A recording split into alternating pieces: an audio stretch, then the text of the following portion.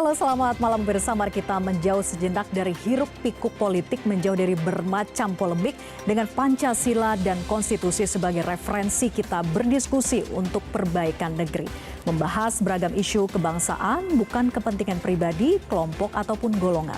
Visi Negarawan program talk show yang mewadahi gagasan luar biasa, duduk bersama untuk memecahkan berbagai persoalan bangsa. Dan apa tema diskusi kita pekan ini? Berikut rangkuman selengkapnya untuk Anda.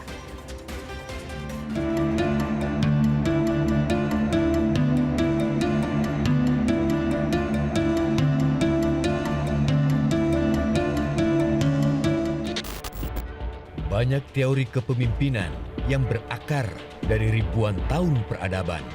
Di kalangan masyarakat Jawa misalnya, konsep kepemimpinan kerap disebut watak ksatria, yaitu berani, jujur, bijaksana, belas asih, dan sebagainya. Budaya Nusantara juga mengenal konsep hasta brata sebagai tolok ukur kepemimpinan di masanya.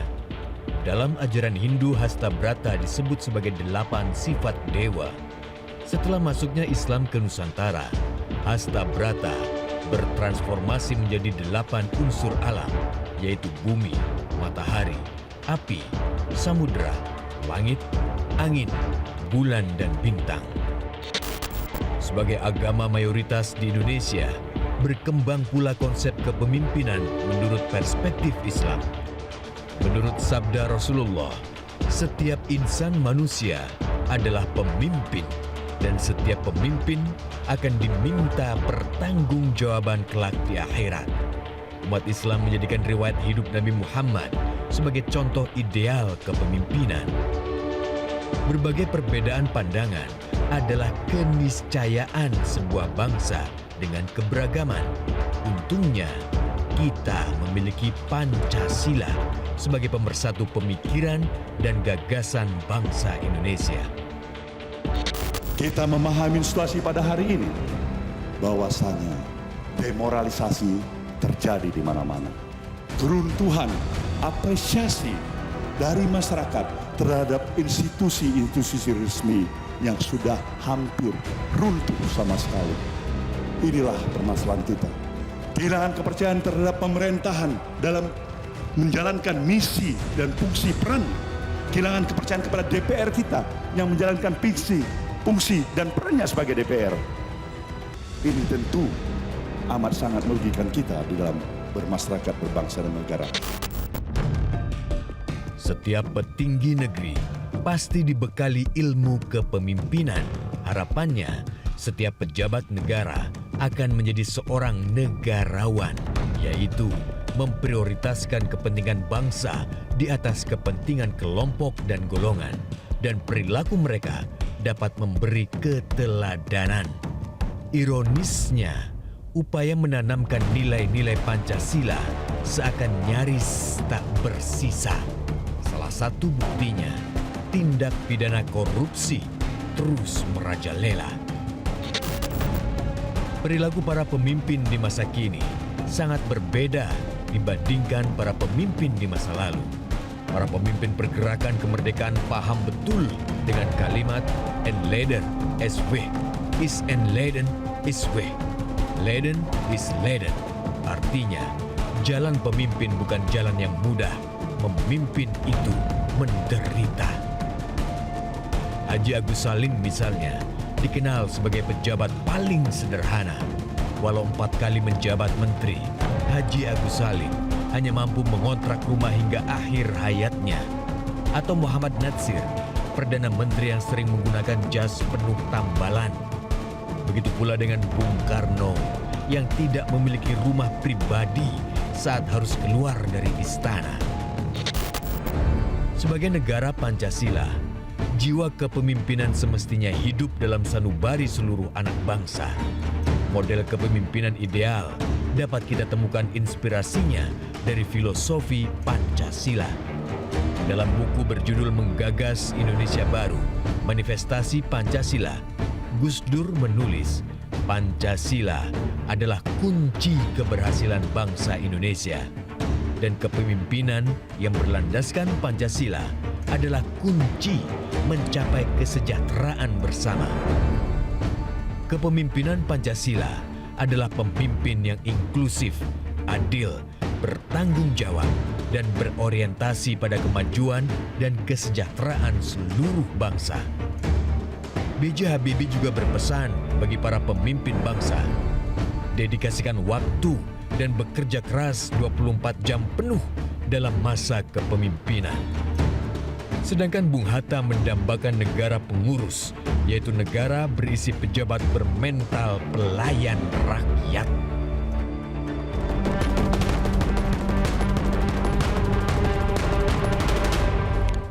Pemirsa, jalan pemimpin bukan jalan yang mudah, memimpin itu menderita. Hidup di pengasingan adalah risiko yang dihadapi perintis kemerdekaan.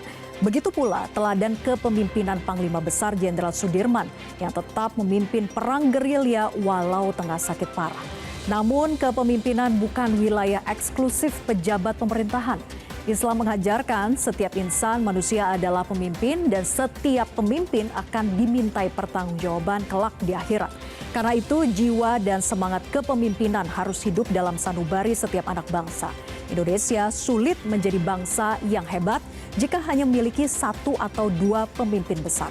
Yang kita butuhkan adalah masyarakat dengan jiwa kepemimpinan. Kita memiliki Pancasila sebagai filosofi dan pandangan hidup bangsa. Seperti apa model kepemimpinan Pancasila dan mampukah nilai-nilai Pancasila menuntun setiap anak bangsa memiliki jiwa dan semangat kepemimpinan. Kesatria Pancasila adalah tema diskusi kita pada pekan ini dan telah hadir 3 narasumber di studio Metro TV, yaitu mantan Gubernur Lemhanas, Profesor Dr. Ermaya Suradinata. Selamat malam, selamat datang malam. Prof. Ermaya. Salam Pancasila. Salam Pancasila, oke. Kemudian ada Waketum MUI Kiai Haji Dr. Marsudi Syuhud. Selamat malam Pak Marsudi. Assalamualaikum. Waalaikumsalam warahmatullahi wabarakatuh. Terima kasih sudah hadir. Kemudian mantan Panglima TNI Jenderal Purnawirawan Gatot Nurmantio. Selamat malam Pak Gatot. Assalamualaikum warahmatullahi wabarakatuh. Waalaikumsalam warahmatullahi wabarakatuh. Terima kasih sudah hadir. Bapak-bapak, kita akan mulai diskusi terkait dengan kesatria Pancasila. Namun usai jeda tetap bersama kami di Visi Negarawan.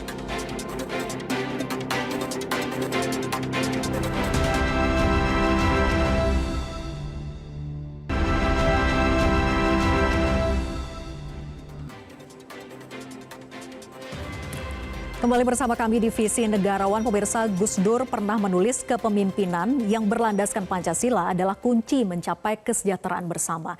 Nah, besok kita akan memperingati hari lahir Pancasila. Apakah sebetulnya model kepemimpinan Pancasila itu sudah menjadi acuan para elit kita sampai dengan saat ini? Saya ke Prof. Ermaya dulu. Silakan Prof. Ya, kepemimpinan Pancasila sebenarnya sejak mulai digali dari bumi Indonesia melalui karakter yang begitu sangat hebat dan nature sifatnya, itu memperlihatkan bagaimana Bung Karno membawa kepemimpinan dunia dari model kepemimpinan Pancasila. Tepatnya 30 September tahun 1960 dalam sidang persikatan bangsa-bangsa, bagaimana blok barat, blok timur, akhirnya kepemimpinan itu disebut dengan model Pancasila ada di tengah-tengah untuk bisa mengimbangi antara the old established force dengan the new emerging force. Ini adalah suatu pengimbangan antara kepemimpinan dari blok barat dengan blok timur. Akhirnya jalan tengah adalah Pancasila yang akan bisa menjadikan bagaimana dunia ini damai. Itu yang paling ideal ya. Itulah yang selama ini dilakukan ya pada saat itu dan saat ini yang diabaikan oleh bangsa kita sendiri. Dan ini harus kita angkat kembali bahwa Bung Karno pernah menjadi pemimpin dunia, termasuk mengundang melalui konferensi Asia Afrika. Itu beliau sebagai pemimpinnya. Dan ini adalah suatu upaya bagaimana kepemimpinan Pancasila melalui tingkat dunia. Dan tadi Prof mengatakan diabaikan. Mengapa diabaikan? Nah, karena tidak lagi bagaimana digalinya Pancasila itu untuk diterapkan dalam kehidupan karakter setiap pemimpin oleh bangsa Indonesia sendiri. Sehingga lebih pada dominasi bagaimana berkuasa tanpa melalui proses dan kemudian memberikan suatu legalitas tanpa proses moral dan etika, nilai-nilai kebangsaan dari Pancasila itu sendiri. Nilai-nilai Pancasila yang dilanggar begitu ya? Terlanggar. Terlanggar. Nah, inilah akibatnya seperti yang terjadi. Kalau ini akan terus berlangsung, maka ini adalah kenikmatan sesaat bagi bangsa Indonesia. Dan itu sudah masuk dalam penetrasi transnasional melalui globalisasi sekarang ini. Karena pergeseran dari barat ke timur itu sudah bergerak ke Indonesia.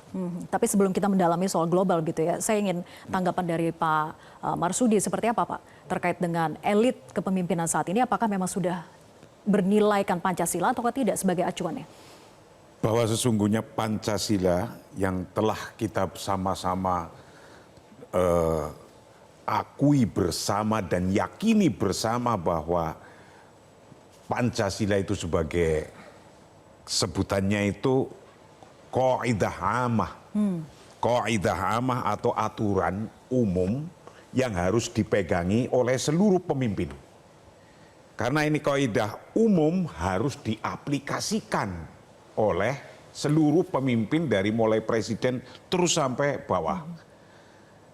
Yang sebutannya menurut kitab As-Siyasah Islamiyah fi Ahdil Khulafa'ir Rasyidin itu itharu wad'i qawaidin amatin lil hukmi. Bagaimana mengaplikasikan, menempatkan aturan umum yang berupa Pancasila untuk tata kelola sebuah kehidupan politik atau berbangsa dan bernegara. Intinya dalam konteks agama Pancasila itu adalah al-jam'u bainats tsabat wa at-tatawwur. Menyatukan antara hukum tsabat, hukum agama, nilai-nilai agama.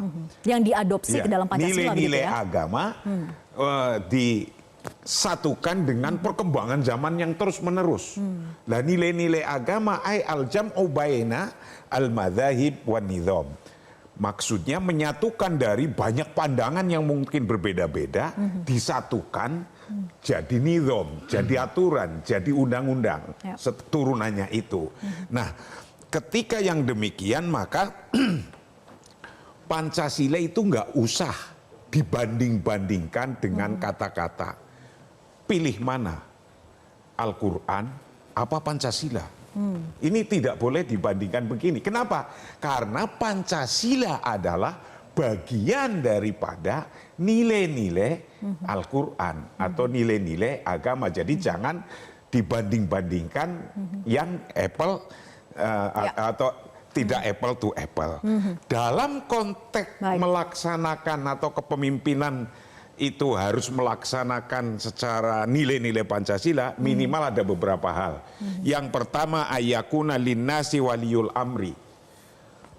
Bangsa ini harus punya waliul amri, punya pemimpin, punya presiden, punya menteri-menterinya. Yang menteri-menterinya itu yang harusnya kayak apa? Apakah yang bisa diterima oleh publik atau tidak? Nah, ini yang penting, yang terpenting bagi para pemimpin, baik itu adalah presidennya atau wakil-wakilnya, itu wakil-wakil atau presiden atau para menterinya adalah yang bisa diterima dulu oleh oleh masyarakat, yaitu ayyakuma waliul amri fihim biridohum. Harus dengan ridhonya. Artinya market bisa menerima. Jika nanti mau milih para menteri, itu baiknya yang ayyakuma waliul amri fihim biridohum. Yang market bisa menerima. Ya, walaupun itu prerogatifnya presiden gitu ya, tapi setidaknya acuannya kembali pada nilai-nilai itu. Ya karena presiden sendiri kan dipilih karena karena market atau bangsa memilih beliaunya. Oke, nanti kita akan dalami lagi Pak Marsudi. Saya ingin dengar komentar dari Pak Gatot seperti apa Pak? Terima kasih. Jadi percuma kita bicara tentang masalah kriteria pemimpin yang disampaikan Pak Ermaya sama Pak Kiai tadi. Karena kita tidak akan mendapatkan pemimpin seperti sekarang ini. Pertanyaannya mengapa? Karena kita sama-sama tahu bahwa sistem pemilihan langsung maka presiden dipilih berdasarkan faktor elektabilitas. Jadi ketenarannya semakin populer, semakin layak dipilih. Artinya apa? Popularitas meniscayakan pergerakan kapital. Jadi di belakangnya semakin banyak kapital, maka semakin memiliki popularitas. Jadi bukan adu konsep. Oke. Bukan adu konsep. Sekarang Acuannya siapa yang terkenal? popularitas, bukan lagi soal karakternya, gitu, Bukan. apalagi kualitas Iya, ya. karena siapa yang punya kapital, banyak uang, dukung banyak uang, Ya. dia akan bisa membayar TV, membayar segala macam, membayar orang segala macam terkenal. Jadi untuk apa kita bicara kriteria seperti itu? Kalau sistem di negara kita ini masih mengkhianati Pancasila itu sendiri. Kan kita berharapkan pemimpin itu simpelnya adalah Oke. bisa melindungi segenap bangsa, tumpah darah, mencerdaskan, mensejahterakan, kan begitu. Jadi itu yang saya garis bawahi, sehingga kita terlalu banyak belok. Kita tidak akan menemukan pemimpin yang seperti itu. Tetapi kalau toh dengan popularitas tersebut memang sudah punya jati diri sebagai Pancasilais, Ya. itu bisa jadi. Oke. Tapi sebetulnya bagaimana membumikan filosofi kepemimpinan Pancasila itu dalam upaya membangun karakter bangsa? Tapi dijawab nanti Bapak usai jeda, tetap bersama kami di Visi Negarawan.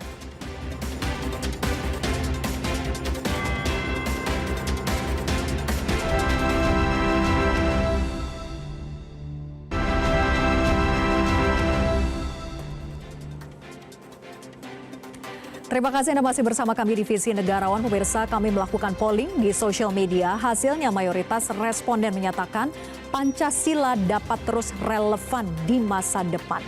Nah, melalui buku Clash of Civilization, Samuel Huntington mendalilkan identitas budaya dan agama akan menjadi sumber utama konflik dunia pasca Perang Dingin. Dan tesis itu seakan terbukti dengan dinamika geopolitik saat ini, seperti konflik di Timur Tengah, kemudian Eropa Timur, dan mungkin disusul oleh Asia Timur. Saya ke Pak Gatot. Pak Gatot, strategi pertahanan kita tidak hanya menyandarkan pada kekuatan militer semata, namun juga sistem pertahanan semesta. Nah, bagaimana sebetulnya kondisi real pertahanan kita di tengah melemahnya gotong royong, kemudian juga toleransi dan keteladanan kepemimpinan itu? Terima kasih, Pak. Itulah yang sebenarnya menjadi kekhawatiran kita semuanya, bahwa sejak Undang-Undang tahun 2002, jadi Undang Dasar yang diamandemen 4 kali, itu sudah mencabut dari akar Pancasila.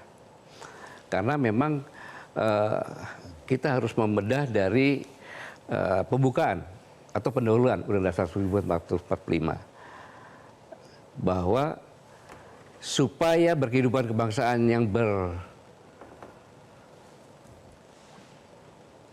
berdasarkan Pancasila ini, itu kan diperintahkan untuk membentuk suatu pemerintahan, ya kan? Negara Republik Indonesia dengan melindungi segenap bangsa dan tumpah darah Indonesia untuk memajukan kesejahteraan umum dan mencerdaskan kehidupan bangsa. Dan pemerintahan itu, undang-undang itu berdasarkan dengan ketuhanan yang Maha Esa dan seterusnya sampai keadaan sosial Pancasila. Ya. Nah, sekarang ini kita sudah pernah mengalami ketika tahun 1950, kita dipaksa karena Konferensi Meja Bundar untuk membuat undang-undang sementara Republik Indonesia Serikat. Itu kan liberal. Sehingga 9 tahun itu jatuh bangun pemerintahnya itu. Dan para pemangku, elit politik, mahasiswa semuanya sadar. Sebelum terjerumus, maka dekret presiden dikeluarkan tahun 59. Reformasi sama. Kalau saya boleh menyangka, ya, bahwa gua kasih gelontoran uang untuk mengatasi krisis moneter, tetapi undang-undangmu liberal. Jadi tidak sinkron ya? Iya. Dan sekarang benar-benar sudah liberal. Yang mendukung liberal, Mahkamah Konstitusi itu adalah alat liberal. Mengapa? Dilahirkan tahun 2003 kan itu. Dan isinya mengacu kepada Undang-Undang Dasar. Harusnya Mahkamah Konstitusi itu mengacu pada Pancasila. Sehingga undang-undang itu tolak ukurnya adalah pada Pancasila itu. Ini tidak. Nah, dalam konteks seperti ini, maka paradigma kita berubah. Paradigma persatuan sudah, kita lihat sendiri ya, terpecah-pecah gitu kan. Padahal pertahanan yang paling hakiki, yang sudah terbukti, bahkan Vietnam bisa menang pun karena belajar detail taktik dari Indonesia. Pertahanan yang seperti begitu ada persatuan, maka kekuatan yang luar biasa. Kita menang pun, kebangkitan nasional 98, itu kan mempersatukan kan. Karena bersifat kendaraan kita kalah. 20 tahun untuk mempersatukan, lahirlah Sumpah Pemuda. Berbangsa satu, bahasa satu, tanah air satu. Disitulah muncul energi sosial, merdeka atau mati. Hanya perlu 17 tahun kalau ada persatuan. Nah, kita harus mengembalikan persatuan seperti Sumpah Pemuda itu untuk supaya negara ini kuat, karena pertahanan paling hakiki yang tadi, pertahanan semangat persatuannya harus kembali ke sana begitu ya. Oke, saya ke Pak Ermaya. Pak Ermaya, dalam konteks geopolitik seberapa siap sebetulnya Indonesia menghadapi tantangan regional maupun juga global? Terima kasih Mbak Vera. Ini pertanyaan yang luar biasa karena isu yang berkembang. Saat ini dunia sedang menghadapi ketidakpastian karena adanya suatu konektivitas gerakan pergeseran geopolitik barat ke Timur Tengah sampai ke timur, dan itu sudah kita lihat secara nyata. Tidak lagi dalam konsep bagaimana pandangan-pandangan bagaimana dijadikan polarisasi sehingga bergeraknya ke Asia Timur ini menjadi kewaspadaan bagi Indonesia. Karena pergerakan daripada geopolitik ini bersamaan dengan masuknya polarisasi antara transnasional untuk merubah ideologi agar bisa menghancurkan suatu negara. Jadi perang sekarang tidak hanya fisik, tapi juga dengan ideologinya. Nah, kalau ideologi kita lemah, maka dengan sangat mudah, karena apalagi sekarang di Asia Tenggara ini bagaimana pelatihan-pelatihan antar angkatan bersenjata, Amerika kerjasama dengan Taiwan, China dengan Filipina dengan Amerika, ini semua ada di posisi Indonesia. Dan ini adalah kerawanan yang sangat luar biasa, dan bisa saja nanti kelak Indonesia menjadi tempat pertempuran perang yang disebut dengan fire geopolitik dan geostrategi dunia. Adanya di Indonesia. Karena ini adalah sudah dengan menggunakan Starlink, bukan lagi dengan menggunakan fisik, karena itu adalah pergerakan bagaimana drone dan digital, cyber digunakan dalam peperangan seperti ini. Nah, itulah peran daripada geopolitik untuk bisa bagaimana peperangan itu tidak hanya semata melalui fisik, tapi melalui ideologi. Nah, ideologi melalui transnasional. Transnasional ini tadi berpengaruh kepada masyarakat, bahkan anak-anak muda. Dan inilah pentingnya nanti pendidikan daripada ideologi Pancasila. Karakter bangsa. Nah, kenapa? Karena Pancasila itu sendiri merupakan dasar-dasar daripada kehidupan. Itu yang dikembangkan sebagai landasan filosofi Dranslag dan Weltanschauung daripada pandangan Indonesia terhadap dunia untuk melihat pergerakannya. Dan Indonesia dibangun dari ideologi Pancasila yang digali dari bumi Indonesia yang tidak bisa diikuti oleh bangsa lain. Sekarang justru Persikatan Bangsa-Bangsa melalui Sekretaris Jenderalnya Anthony Giddens tahun 2023 sudah memberlakukan bahwa Bhinneka Tunggal Ika ini adalah pedoman bagi kehidupan seluruh bangsa. Ini artinya pengakuan dunia terhadap Indonesia. Kenapa? Karena inilah yang harusnya juga kita mengembangkan nation character building dari bangsa kita sendiri yang sekarang justru banyak sekarang dipengaruhi oleh penetrasi sistem digital untuk mengaburkan bagaimana Pancasila itu sendiri yang dibangun dari bangsa kita sendiri terabaikan. Kondisi itu yang harus membuat kita sadar gitu ya. Kesadaran ini memang harus dilakukan dengan melalui secara masif dari mulai pendidikan yang paling bawah dari keluarga dan semua ini. Nah, inilah sistem teknologi yang bisa berpengaruh. Ingat, Soviet bisa hancur karena ideologinya yang dihancurkan terlebih dahulu. Tanpa harus dengan perang fisik, terbelah-belah semua negara. Indonesia bisa terjadi kalau Pancasilanya hancur, Indonesia hancur. Pentingnya Ini yang menjaga harus ideologi. kita Baik. pertimbangkan matang-matang.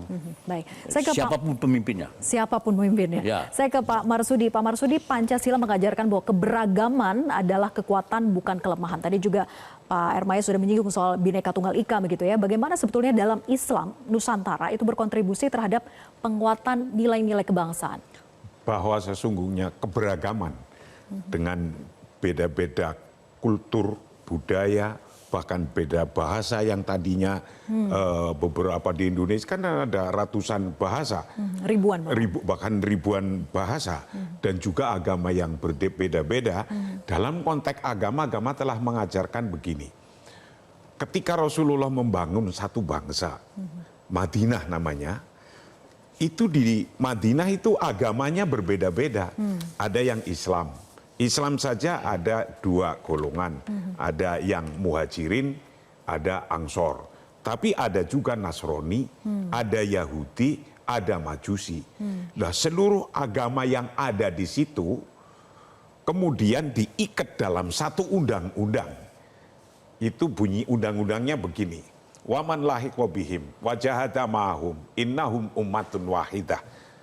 Barang siapa yang sudah sepakat bersama-sama membangun satu bangsa, betapapun beda agamanya, beda keyakinannya, atau bahkan beda culture, budaya, suku bangsanya berbeda, tapi sudah sepakat, waman lahiqa bihim, wajahada ma'hum, dan mau bersama-sama berjuang untuk membangun bangsa ini, berjuang bersama. Waman lahiqa bihim wajahada ma'hum innahum ummatun wahidah.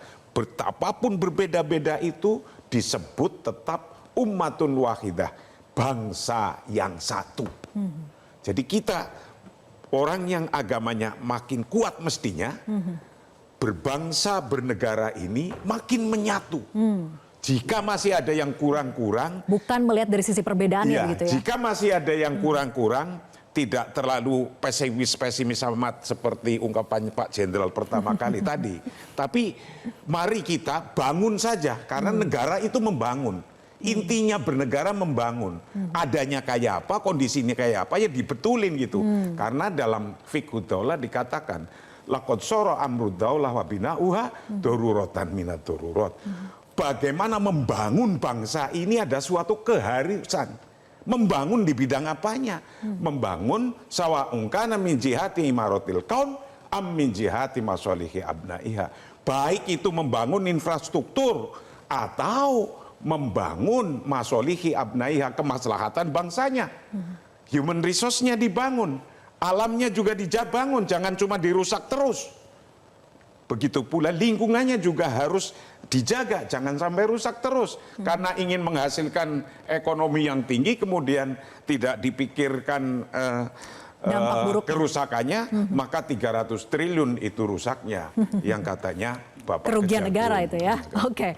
Nah, ujian ideologi bangsa makin berat seiring perkembangan zaman. Infiltrasi ideologi asing adalah keniscayaan di era globalisasi dan teknologi informasi, ditambah strategi perang proksi serta berbagai persoalan kebangsaan seperti intoleransi, individualisme, kemudian pragmatisme dan sebagainya. Bagaimana sebetulnya membangun generasi muda agar memiliki jiwa dan semangat kepemimpinan sekaliber para pendiri bangsa kita? Pak Ermaya.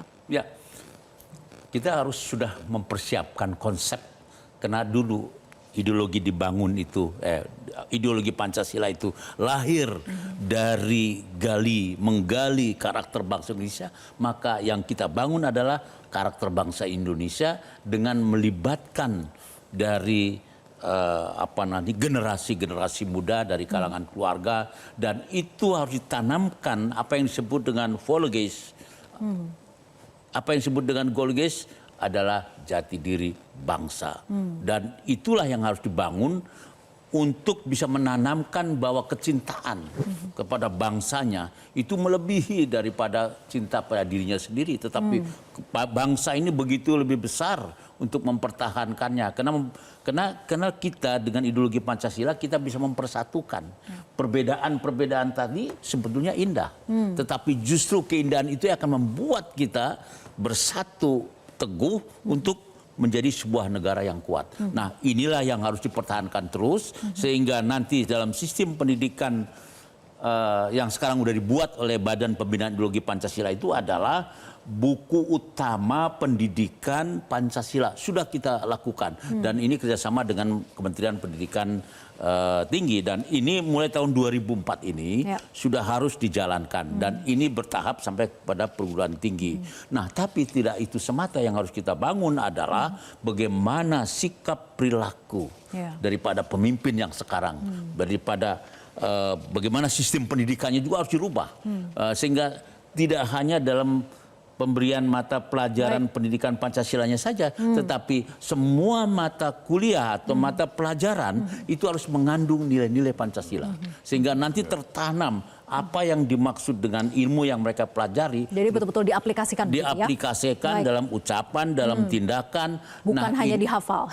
Bukan hanya dihafal, dan pemimpin bangsa Indonesia ini harus bisa berlandaskan pada nilai-nilai daripada Pancasila sendiri. Memang harus dalam bentuk yang nyata, tidak hanya dalam persepsi, tetapi juga nyata dengan tindakan, dengan ucapan.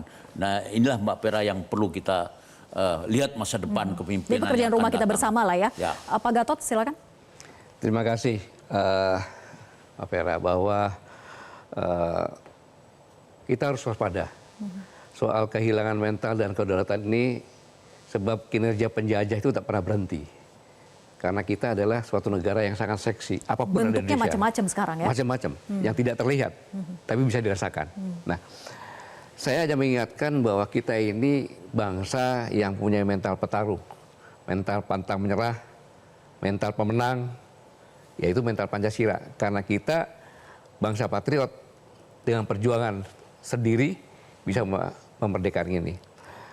Yang harus diamalkan adalah praktek kehidupan dan negara yang berdasarkan sesuai dengan alinea keempat pembukaan dasar Undang-Undang 45. Jadi seperti Pak Armando bilang, pendidikan.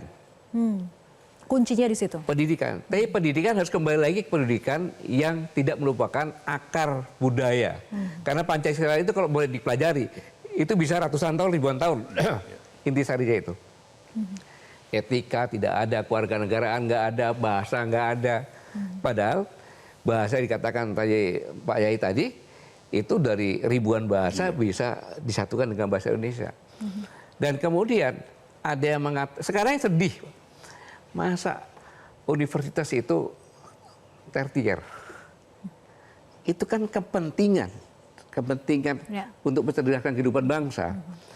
Kalau namanya pakai study loan, meminjam uang ke bank, bukan solusi. Tapi kita punya harapan. Ketika Pak Prabowo promosi, berkampanye, sekolah gratis, saya mahasiswa gratis, itu harus kita tuntut. Tuntut itu janjinya ya? Ya, karena itu adalah sesuai dengan perintah yang tercantum dalam pembukaan Undang-Undang Dasar 1945. Mencerdaskan kehidupan bangsa. Harusnya ke depan tidak ada lagi kekhawatiran UKT-nya akan naik berkali-kali lipat, kalau begitu. Nah, sebenarnya kan kemanusiaan yang adil dan beradab itu adalah bahwa negara ini tidak pandang bulu siapapun juga mempunyai hak dan kewajiban yang sama. Hak untuk bisa pendidikan, hak untuk kesehatan, dan lain sebagainya. Jadi kita tidak bisa menyulap, membuat karakter berubah tanpa lewat pendidikan. Dan pendidikan itu yang harus dimasukkan kurikulum luhur ini. Baik. Pak Marsudi? Bahwa Pancasila itu adalah menyatukan garis tengah sesungguhnya Pancasila itu. Nilai-nilai Pancasila baik itu diaplikasikan dalam bidang kehidupan sosial, di bidang politik atau ekonomi, itu adalah tengah-tengah, umatan wasato menurut agamanya. Maka ketika di negara Pancasila menghormati tentang sosialis, sosialis juga dilaksanakan, kapitalisnya juga dibolehkan. Jadi dua-duanya itu ada, baik itu dari istiroki atau roksamali istilahnya itu, sosialis atau kapitalis. Karena itu juga kan bisa dilakukan untuk membangun generasi muda. Ya, karena mengakui bahwa ketika yang untuk kepentingan umum publik dilakukan oleh pemerintah. Tapi kalau di sosialis kan seluruhnya dipegang kepentingan umum oleh pemerintah semua. Lah, tapi kepentingan atau hak-hak pribadi pun diakui di negara Pancasila. Dalam agama pun begitu, mengakui kemaslahatan umum, tapi juga mengakui kemaslahatan pribadi-pribadi. Tapi untuk mengilhami dan menurunkan itu, membangun pada generasi muda seperti apa? Untuk generasi muda tetap belajar di posisi ini, baik itu untuk urusan ekonomi nih, misalnya biar mereka itu pada jadi orang kaya-kaya yang nanti bayar pajaknya besar-besar, bayar zakatnya besar-besar. Memang tidak semua-muanya bisa dipegang oleh pemerintah semua, tidak. Oke. Lah, oleh private juga melaksanakan, tapi juga tidak semua-muanya diserahkan kepada private. Nah, yang demikian ini anak-anak muda hendaknya belajar bareng-bareng, yang ketika memposisikan untuk private-nya mengolah alam yang ada ekonomi ini, begitu pula pemerintahnya yang tidak bisa dilakukan oleh private dilakukan oleh pemerintah. Itulah dalam kaidahnya agama al-jam'u baina maslahataini. Maslahatul amah wa maslahatul khosoh. Bagaimana negara Pancasila ini adalah negara yang menyatukan kemaslahatan umum yang dipegang dilaksanakan oleh negara dan kemaslahatan khosoh diakui, kemaslahatan fardiyah secara individu, private, itu juga diakui. Oke, ideologi Pancasila, nilai-nilainya sebagai kemaslahatan seluruh umat begitu ya. Terima kasih. Namun Visi Negarawan masih akan kembali usai jeda, tetap bersama kami.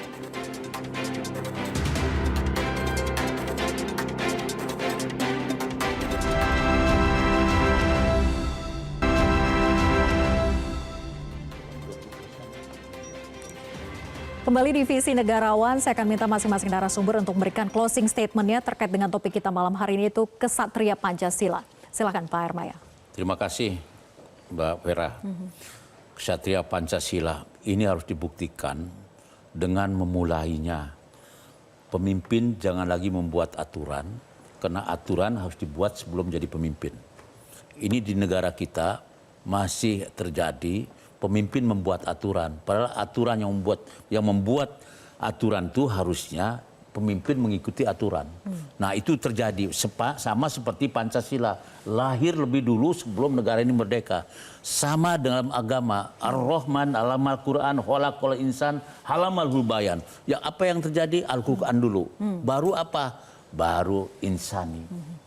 Baru kita manusianya. Harus apa? Harus tunduk pada aturan-aturan. Nah, sekarang kita bukan balik. Diubah ya. Nah, ini yang harus kita luruskan dulu. Nah, siapapun pemimpinnya harus ikutin pada aturan. Jangan lembaga membuat aturan sendiri yang bukan kewenangannya untuk membuat aturan. Nah, ini yang harus kita luruskan. Oke, itu yang jelas menyalahi. Baik. Pelanggaran. Tidak sesuai dengan ideologi Pancasila. Oke. Nah, inilah harapan besar kita, Pancasila akan tetap dipertahankan untuk kemajuan bangsa Indonesia. Pancasila adalah pilar dan landasan abadi untuk selamanya bagi bangsa Indonesia. Baik, Pak Marsudi. Negara Pancasila adalah negara yang dijalankan oleh pemimpinnya untuk ayyakunal hukmu bil adli bainan nasi jami'an. Bagaimana ketika membuat suatu kebijakan-kebijakan itu secara adil untuk dihadapkan seluruh manusia. Tidak terkotak-kotak karena wilayah, karena provinsi, atau karena agama. Tapi untuk bainan nas jami'an. Dan tidak juga terkotak-kotak karena beda agamanya. Ketika membuat kebijakan itu harus adil, semacam itu. Pemimpinnya itu begitu. Yang selanjutnya ayakunal hukmu bisyuro li anaha asasul hukmi as-solih. Ketika mau membuat kebijakan atau membuat undang-undang, aturan-aturan itu wajib dilaksanakan secara syuro. Karena dalam konteks Pancasila adalah kerakyatan yang dipimpin oleh hikmah kebijaksanaan dalam permusyawaratan. Maka ketika mengambil keputusan apapun harus dengan syuro, dengan musyawarah. Nah, di konteks Indonesia musyawarahnya adalah dengan perwakilan yaitu DPR dan seterusnya. Ayyakunal hukmu bisyuro li annaha asasul hukmi Baik. as-salih. Itu karena menjadi keadilan sosial. iya akan nantinya yang ditunggu-tunggu itu adalah keadilan sosial bagi seluruh rakyat Indonesia. Jadi membuat aturannya bukan hanya untuk kepentingan segelintir pihak saja begitu ya. Nggak bisa, Oke. apalagi dibuat sendiri untuk sendiri. Oke, Pak Gatot silakan.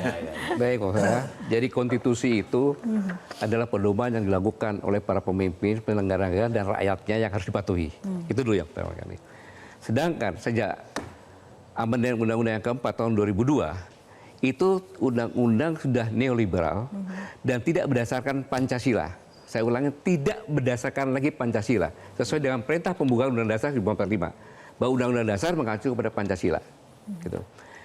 Kita sudah mengalami, contohnya sekarang aja, mencerdaskan kehidupan bangsa. Kita berhutang kepada 1 juta guru lebih. Yang honornya antara 300 sampai dengan 1 juta. Kan? Padahal Undang-Undang Pasal 14, guru berhak memperoleh penghasilan di atas kebutuhan hidup minimal dan jaminan kesejahteraan sosial.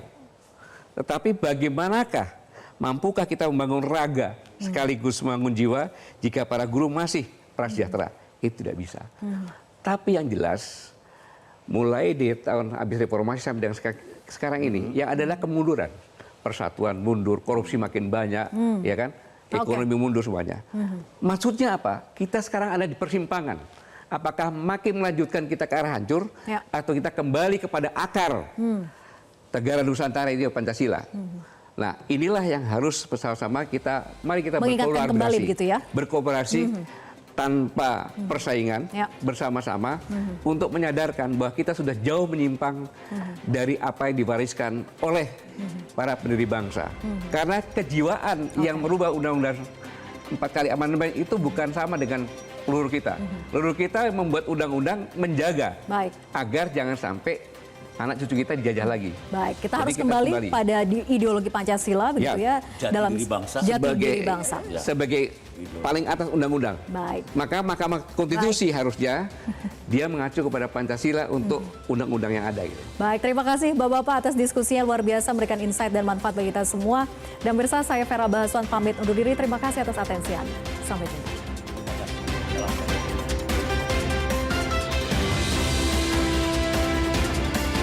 Jelajahi cara baru mendapatkan informasi. Download Metro TV Extend sekarang.